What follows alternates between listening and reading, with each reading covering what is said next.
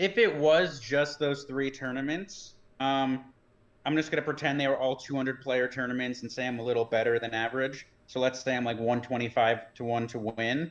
If you multiply those three numbers together, it's like 1.9 million. Needed to cheat on the phone, but Damn.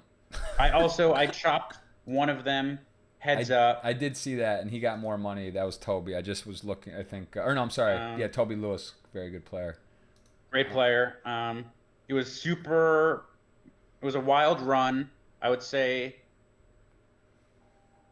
I would say like sometime in between like the 2012 to 2014 is probably when I had like my biggest edge on tournaments relative to the field. It was before the solvers days and like a lot of the ways that you study were like pen and paper. So I think me and Ike, just like with our like strategies that we were talking up, some of it was doing well, and some of the exploits I was doing were just like pretty wild and working out. Those three tournaments were insane and fun. Not super well known, but for the second of the three 5Ks, um, it was a 2 day tournament. I was having a hard time sleeping on that trip with jet lag, so I decided I was going to give up coffee. But I was trying to order chamomile tea in Monaco, and I ordered a different tea. So I ended up that was very caffeinated. So I had 10 pots of this tea. So I basically had 10 times the amount of caffeine than I instead of having zero. I was so then that night I was like, you know what? I'm just gonna hang out and drink red wine all night until I'm ready to go to sleep. Drank all night with Ike and Dean Eggs, was Scott Seaver. We had a wild time. I just stayed up the entire night, came back for day two, won the tournament without sleeping. Which is kind of crazy. Your first ever tournament you played, you took first place. Or, well, your first ever cash. Maybe it wasn't the first one you ever stepped foot in, but maybe talk to me about that. I mean, talk about getting hooked or the tournament bug. I mean, your first ever cash is over. It's just over six figures. It's first place. That's just too clean, Dan. You just lived too clean. What happened there? Um, I'm gonna go back a few months before then. It was um, so at my first ever live tournament, I had taken my dad to come with me. I satellited into the PCA Bahamas, and he ended up passing away and having a heart attack, which was super traumatic. Oh my Um, jeez. I- That was in 2008 then? uh, 2008, yeah. Wow, cuz this Um, wow. I'm gonna try to. I ended up going broke kind of shortly after that. I got scammed. I had $10,000 to pay for tuition.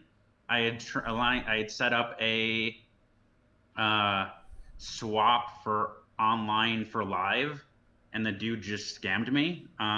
So I couldn't pay for tuition, which was part of the reason I dropped out. Wow. I was out of money. I decided to get. I had a. I had made Timex a bunch of money when he had backed me, and I explained my situation. He loaned me 4K on Ultimate Bet, rather Absolute Poker, and I just played 1-2 and then 2-4, and I won 30 grand that month. And then I started playing tournaments. I'd spun it up, um, won the 100 rebuy the next month, back when that was like a big tournament. And then, so then I had some money and say, okay, I need a place to live.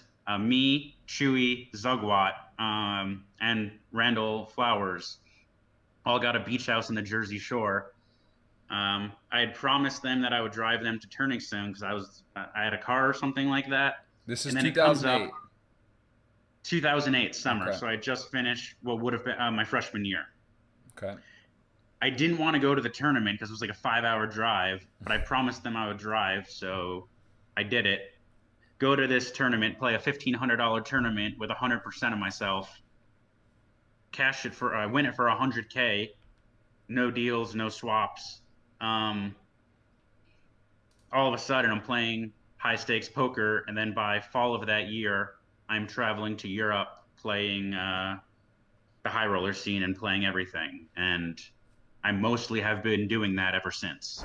I kind of think that I would have had moderate levels of success even without any of these scores. Like, given I was able to win 30K a month playing like 2-4 online, was gonna be able to like pad a bankroll and keep gambling in some of these good spots.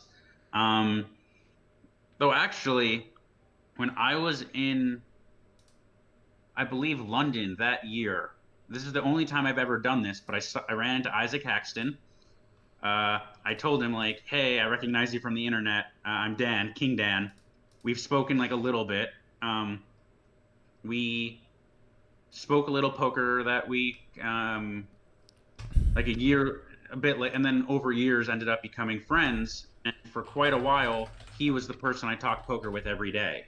One of the best poker minds of all time. So the fact that I was able to bounce ideas off of a guy like that, I think was hugely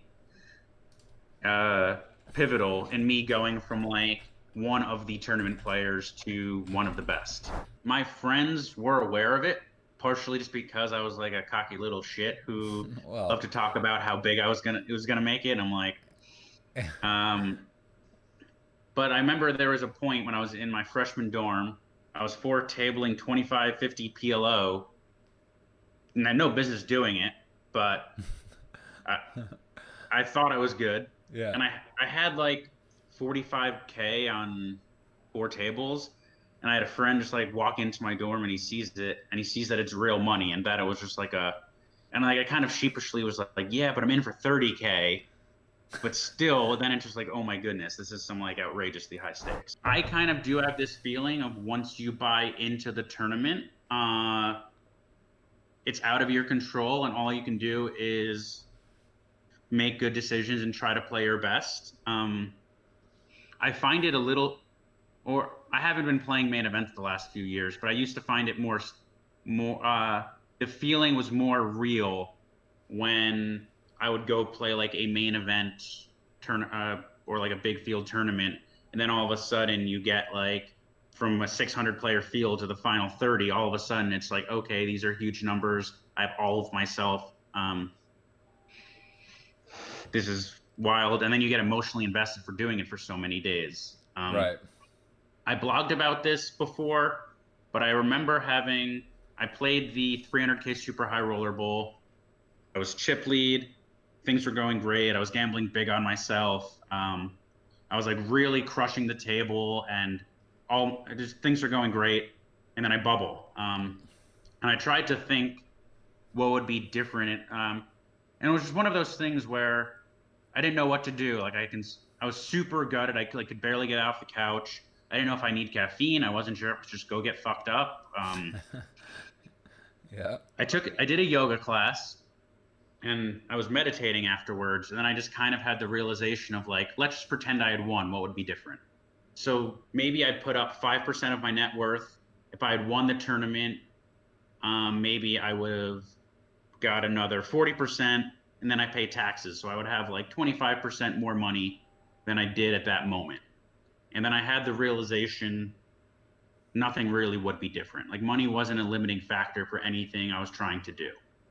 It would be cushy and it would be fun, but nothing would change.